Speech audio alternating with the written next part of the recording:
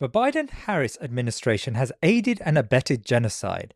The argument they still deserve our vote is not only politically naive, but it's also built upon a bed of lies. We must show courage in this election and vote for a third party. This is not only morally the correct position, it's the only way to build long-term political leverage for American Muslims. This genocide was commissioned in Washington. The Biden-Harris administration gave it diplomatic cover, provided the weaponry, helped to subvert the narrative, ensured the world stayed silent, and used a mixture of diplomatic sophistry and strong-arm tactics to keep shaky allies on side. This administration must pay a political price for genocide, and even if, and it's a big if, as I will argue, but even if the alternative is worse, if we do not hold this perverse government responsible, this is an indictment of our humanity. We will be as soulless as the ones who ultimately pulled the trigger and dropped the bombs because we have made a crude electoral calculation that the 240,000 murders, according to the Lancet, could be weighed up like most frivolous transactions. As if genocide should be balanced against our comforts. All people of conscience, but in particular American Muslims in swing seats, find themselves in a prime position to impact the outcome and send a very strong message for Gaza. In fact, the only sane political position in this coming election is to solidify your vote as a Gaza vote.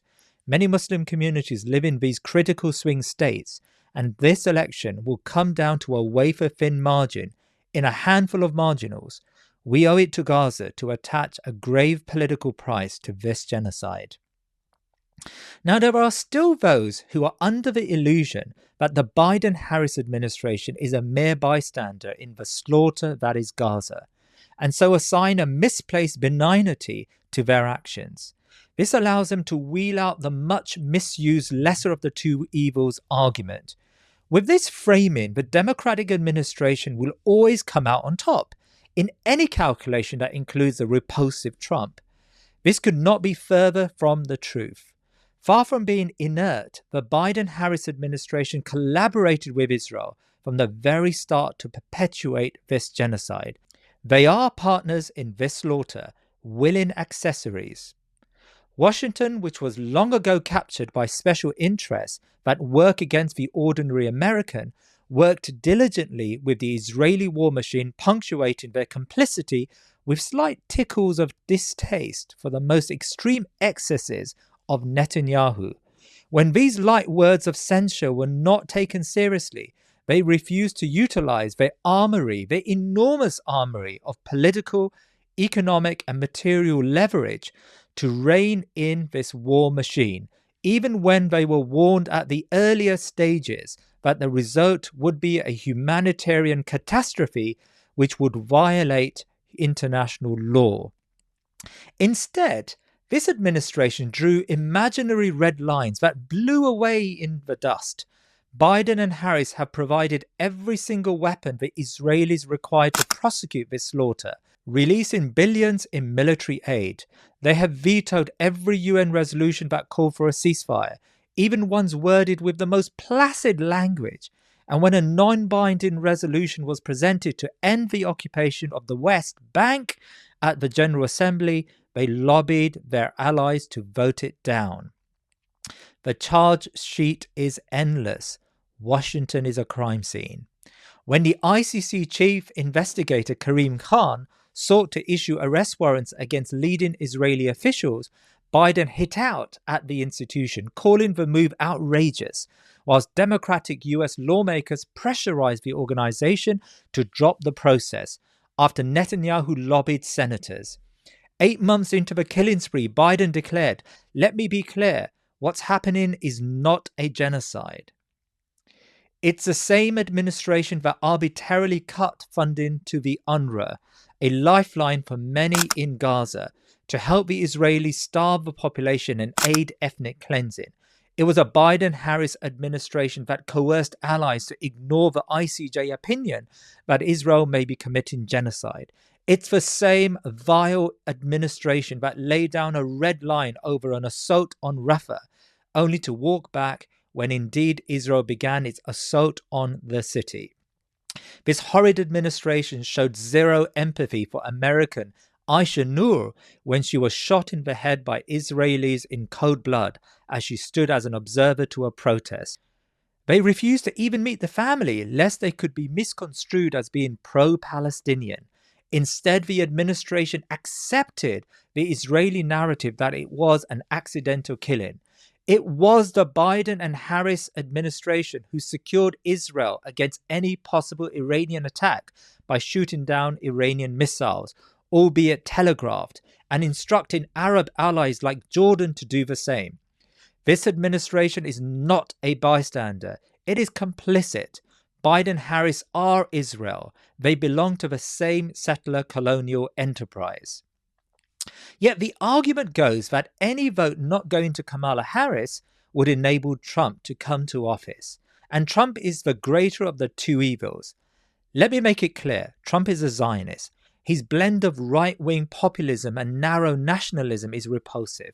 But the Democrats are looking to scare the electorate into voting for their presidential candidate, irrespective of the carnage her administration has wrought.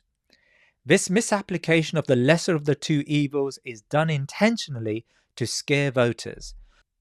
Both Harris and Trump would continue the bipartisan consensus on Israel because the future of this settler colonial enterprise is bound up in post-war US foreign policy thinking.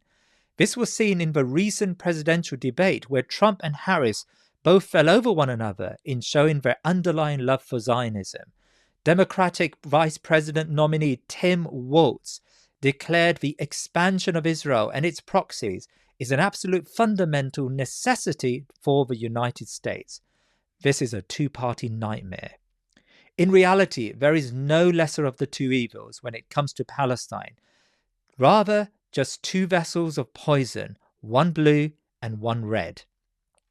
Now, some readily acknowledge this reality that Harris and Trump are the same on Palestine, but suggest that at home, Trump will curtail the rights of American Muslims.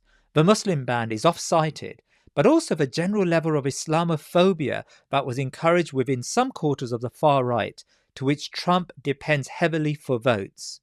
Undoubtedly, Trump is repulsive, but consider how much the Palestine protests and encampments have been over-policed and the level of intimidation and coercion, most of which happens under blue states. But this is not the point. The real question is how much American Muslims are willing to sacrifice their perceived comforts to take a courageous stand on Gaza. This genocide must come with a political price. Otherwise, it sends to future administrations the message that no matter what you do to the Ummah, Muslims in America will always vote for self-interest over ummatic solidarity. In reality, it's not who wins. In a two-party system where there is a consensus on Israel, you would not immediately solicit a radical change in policy on Gaza.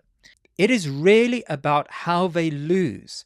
American Muslims are in a unique position because many concentrations of voters happen to reside in the few swing states that will determine the outcome of this election. States like Michigan, Pennsylvania, and Georgia are hanging in the balance. They are too close to call, and every vote counts. That is why the Democrats are pulling out all the stops to win back Muslim voters. A Muslim bloc traditionally voted Democrat can make the difference if they unite under a third-party candidate. Now, a significant number of prominent imams, including Dr. Omar Suleiman and Dr. Yasser Qadi, have signed a joint letter saying just this, that a vote for Harris is a vote for genocide. This is the most astute strategy, because if after a genocide Muslims are willing to forgive and forget and return to the party responsible, our vote will remain worthless. The strategy is the first step to showing the weight of the Muslim vote. It attaches a real price to our politics. At the moment, promises of a seat at the table are enough to capture the attention of some within our community who have lacked the political insight for decades, jumping from one presidential candidate to another, all of whom disappoint at home and murder abroad. Yet we still return for more gruel. as if doing the same thing over and over again would produce different results.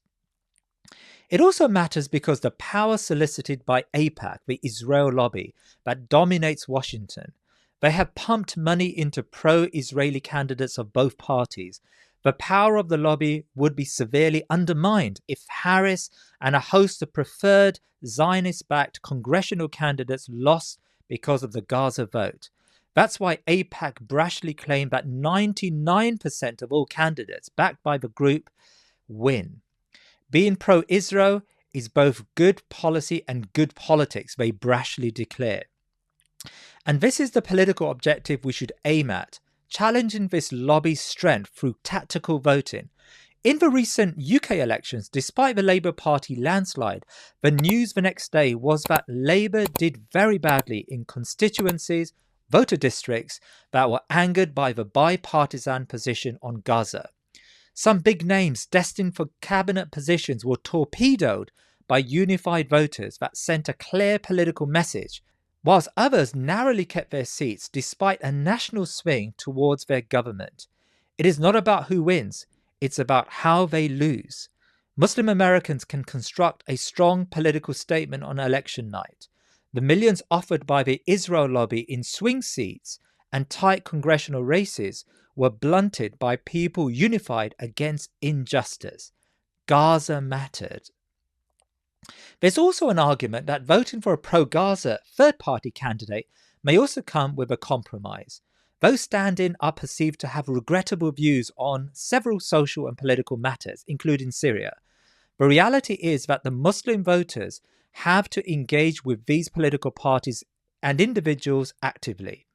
Already Jill Stein has clarified or shifted on Syria, but because these parties and candidates are never going to win, their aim is to bank Muslim and conscientious votes behind one candidate so that the political objective to show the power of the Gaza vote can be realized.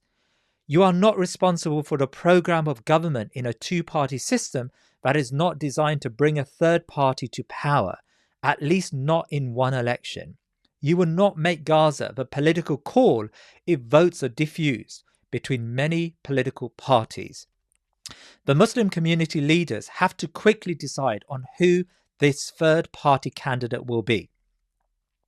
Now, some have argued that the best option is to stay at home, and by doing so, you act as a conscientious objector in that you refuse to engage in this two-party charade. Undoubtedly, this system is a charade, but the system will positively chuckle at any such political naivety. It is not going to collapse because you decided not to turn up.